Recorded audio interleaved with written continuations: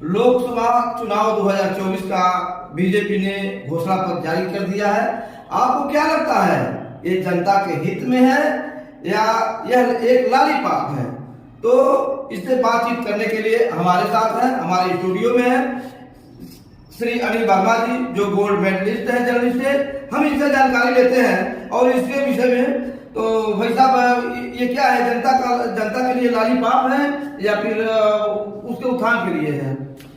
सब लोगों को नमस्कार। देखिए, नेता लोग तो कुछ सोच समझ के घोषणा पत्र जारी करते हैं। जी जी जी। उसमें कुछ जनता के हित में होता है, कुछ नेताओं के हित में भी होता है। जी जी। तो भाजपा ने जो घोषणा पत्र जारी किया है, जी, इसके पहले कांग्रेस जारी कर चुकी है, सपा जारी कर चुकी है। जी जी जी। हम सभी घोषणाओं का अलग अलग वीडियो में चर्चा कर सकते हैं। फिलहाल आज हम आप बताएंगे, आज जो बीजेपी ने घोषणा पत्र जारी किया है उसमें क्या नया है और क्या उसमें और हो जाता तो मजा आ जाता, जी, जनता को और लाभ मिल जाता।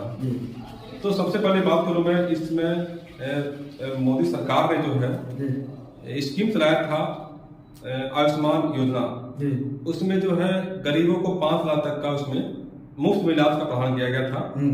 लेकिन अब सरकार ये कर रही है, भाजपा के घोषणा पत्र में कहा गया है कि जो 70 साल पूरा कर लेंगे उनको भी आयुष्मान योजना जोड़ा जाएगा, उनको भी लाभ दिया जाएगा। ठीक है, आप 70 साल कर रहे हैं, अच्छी बात है, लेकिन यदि आप उसको 60 साल कर देते तो क्या गुना हो जाता, क्या नुकसान हो जाता और लोगों को लाभ मिल जाता। 70 साल क्यों जाना पड़ा आपको? अरे 60 साल पे ही आदमी जो है बीमार होना शुरू हो जाता है, उसको जरूरत पड़ती है और अधिक दवाओं की। तो हमारी जो राय है, खुद की जो राय है, मैं चाहता कि इसमें 60 साल और बढ़ जाता तो अच्छी बात हो जाती। 70 साल तो आदमी जो अंतिम पड़ाव में होता है, अंतिम पड़ाव में होता है, उसको अधिक लोग उसका लाभ नहीं ले पाएंगे। उसके पहले बहुत से लोग गुजर जाते हैं, तो 60 साल जो अच्छा उम्र होता है, इसमें लाभ मिल जाता है इसमें। तो और इसमें जो है अगली बात आप कह रहे हैं कि इसमें हर घर को जो है पाइप लाइन से जोड़ा जाएगा। मतलब आपने जब उज्ज्वला योजना शुरू किया था तो हर घर को आपने फ्री में सिलेंडर देने की बात कही थी और घरों में गया भी। लेकिन अभी भी आप सर्वे करा लीजिए तो बहुत से ऐसे परिवार हैं जो सिलेंडर भराने तक का उनके पास पैसा नहीं है, अभी भी लकड़ी पे चूल्हे पे खाना बना रहे हैं। हमने जहां तक देखा है गाँव में अभी भी वो हालत है, गरीबी है। तो पाइप लाइन दे रहे हैं, लेकिन आप उसको फ्री करिए ना, गरीबों को फ्री करिए। गरीबों की सरकार बोलते हैं तो पाइपलाइन पहुंचाएंगे तो अमीरों के लिए है, वो शहरों के लिए है। अभी गरीबों में बहुत ऐसे लोग हैं जो उनको चूल्हा के लिए गैस के पैसे नहीं, वो लकड़ी पर बना रहे हैं। तो सरकार की आपसे गुजारिश है कि उसको आप कम दाम करिए, छूट पे दीजिए या फ्री कर दीजिए, तब तक गरीब को सरकार कहीं जाने वाले हैं। जहां तक मेरा विचार है, आपकी इस घोषणा पत्र के लाइन में जो कहा गया है, आपने कहा है कि पीएम सूर्य योजना को हम के तहत जो घरों को आच्छादित करेंगे, अच्छी योजना है, इसको करना चाहिए। इसका मैं विरोध नहीं करता, अच्छी योजना है। जहां अच्छा होगा मैं अच्छा कहूंगा, जहां गलत होगा अपने विचार दे दूंगा।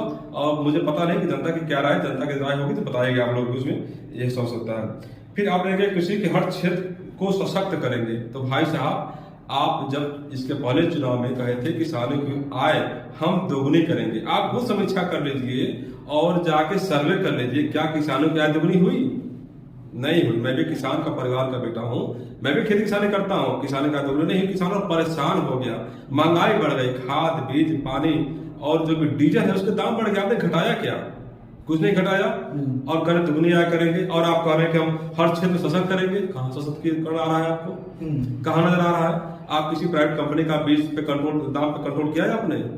जो प्राइवेट कंपनियां खाद कीटनाशक दवा बेच रहे हैं उस पर कंट्रोल किया, मूल्य कंट्रोल है आपका उस पर? उसकी बात आप तो कर नहीं रहे हैं। आप सस्ती की बात नहीं कर रहे हैं। सशक्त बनाएंगे, सशक्तिकरण की परिभाषा क्या है, कैसे करेंगे, उसको पूरा व्याख्या करना चाहिए आपको उसमें। ये जहां तक है बात है। फिर आप कह रहे हैं कि 10 करोड़ और किसानों को हम सम्मान निधि देंगे, जारी रहेगा सम्मान निधि। भाई साहब, इस सम्मान निधि तो आपने ही दिया था, आप इसको बंद थोड़ी कर देते, जारी तो करना ही करना है आपको, वही जारी रखना पड़ेगा उसको। लेकिन इसी सम्मान निधि को आप धनराशि को बढ़ा देते तो क्या गुना हो जाता? महंगाई बढ़ रही है तो सम्मान निधि बढ़ाएगी ना। आप जो कर रहे हो करते रहेंगे। ये कौन सा घोषणा पत्र है? ये तो जारी है तो कोई रहेगा, योजना तो चलता ही रहेगा। ये बात हो गई।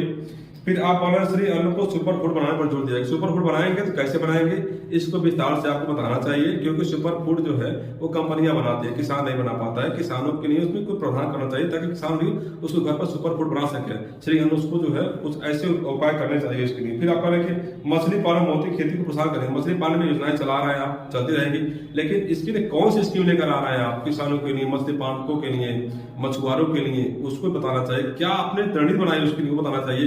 एक लाइन में कह देना कि मैं प्रोत्साहन दूंगा, क्या मतलब है इसका? मैं भी कर सकता हूं कि मैं ये करूंगा, मैं भी कर सकता हूँ इस चीज को। ये तो लच्छेदार बातें हो गई ना, इसको व्याख्या करना चाहिए था। हर गरीब को पक्का घर देने की बात कर रहा है। आपका कहना है कि इसके पहले 4 करोड़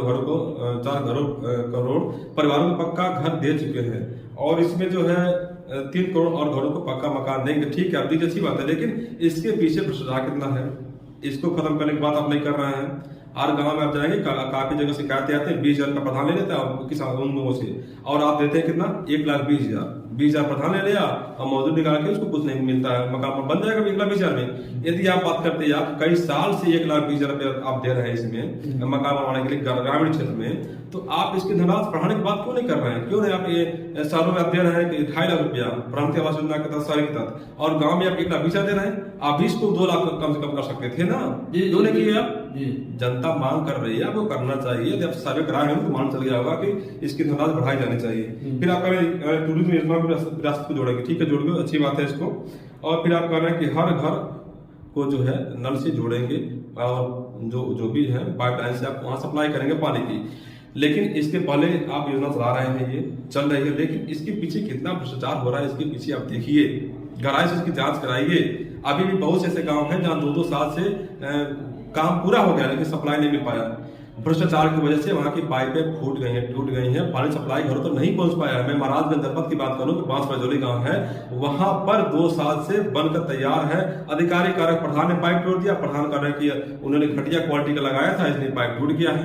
मेरे पास इसका पूरा साक्ष्य में दिखा दूंगा, जो जानना चाहेंगे बता दूंगा आपको। लेकिन क्या मजाक हो रहा है, 2 साल से पानी नहीं पहुंच पाया, धनराशि अकाउंट में खर्च करने के बाद भी। तो सिस्टम ऐसा बनाइए ना कि आप उसकी क्वालिटी को मेंटेन करिए, जब आप नहीं तय करिए सस्पेंशन करिए।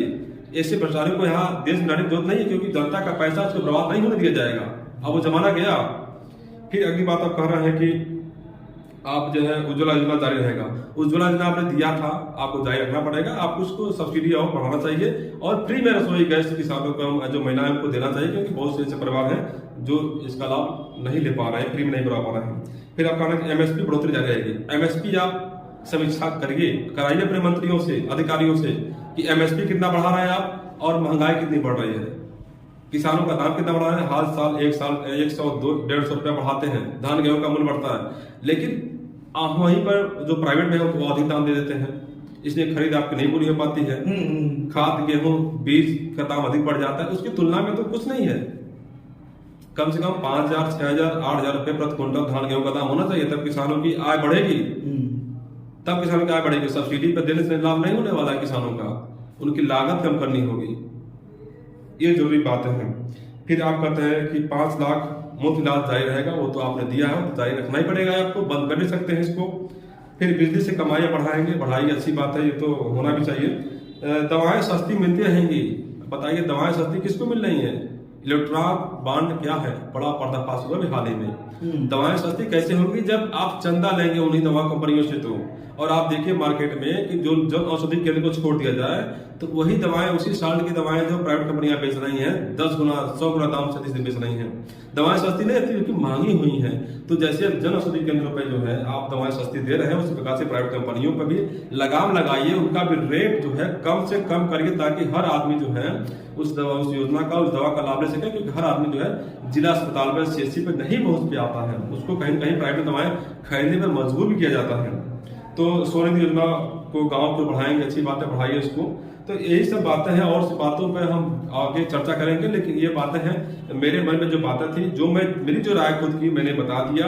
आप लोगों की क्या राय है उसको कमेंट बॉक्स में जरूर बताइएगा। आप लोग सरकार से और क्या चाहते हैं घोषणा पत्र में, क्योंकि सरकार में रही है बीजेपी, उसको और बड़े पैमाने पर घोषणा करना चाहिए था, धनराशि बढ़ाया जाना चाहिए था, लोगों को और राहत देना चाहिए था। लेकिन यहाँ पर नौकरी की बात नहीं की, नौकरी बात क्या है, आप निवेश बढ़ाएंगे नौकरी में। निवेश क्या होता है भाई, कंपनियों को बुला के नौकरी देंगे आप। आपके जो विभागों में पद रिक्त चल रहे हैं उसको क्यों नहीं भर रहे हैं आप, उसकी बात क्यों नहीं कर रहे हैं आप? निवेश बढ़ाएंगे, वो जहां उसको मिलना चाहिए था 50,000 60,000 महीना, वो कंपनी आएंगे 10,000 12,000 रुपए दे के उसको बर्बाद कर देंगे। क्या मतलब उसको कंपनी का ठिकाना है? आप जो गारंटी है, जो सरकारी तंत्र विभागों को पहले पूरा करिए, तब फिर रोजगार की बात आपके अच्छी लगेगी, अन्यथा धोखा है, छलावा लगेगा।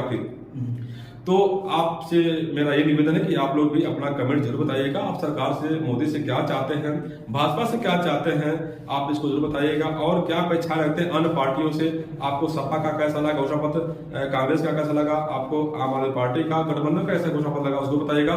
हम अगली कड़ी में बात करेंगे, चर्चा कर सकते हैं कि जो गठबंधन का है, सपा का है, अन्य पार्टियों का जो घोषणा पत्र है उस पर उनकी क्या क्या लेकर आ जनता के लिए, उनकी क्या अच्छाइयां, क्या बुराइयां और क्या उसमें होना चाहिए, सारी बातों पर हम अगली कड़ी में चर्चा करेंगे।